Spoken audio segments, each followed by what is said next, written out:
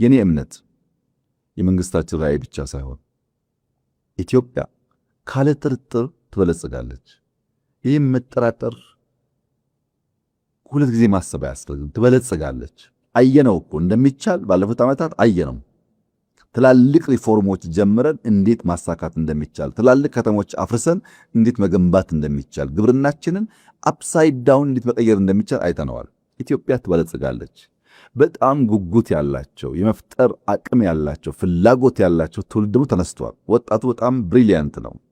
ብዙ የሚያስብ ብዙ የሚፈልግ ነው። በእርግጥ ያልተገራ የበዛ አምቢሽየስ ሊሆን ይችላል። ያን እየገሩ ከሄዱ መፍጠር የሚችል ወጣት ያለበት ሀገር ነው።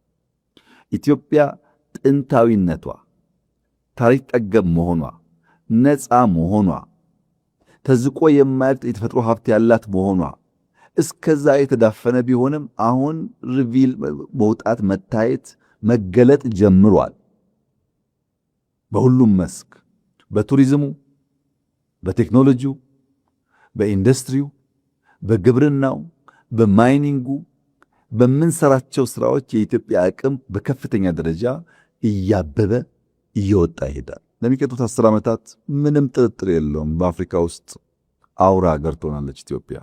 ይህ እንዲሳካ እኔም አንተም ዜጎችም ቁጭ ብለን በልመና ቁጭ ብለን በመሻት በምኞት የምናመጣው ለውጥ እንደሌለ አምነን ቀንከሌት ተክተን ልመናን ላለማውረስ፣ ችግርን ላለማውረስ፣ መከራን ላለማውረስ በሙሉ ልብ ቆርጠን የምንተጋና የምንሰራ ከሆነ ምንም ጥርጥር የለውም የምናስባትን ኢትዮጵያ እንሰራታለን።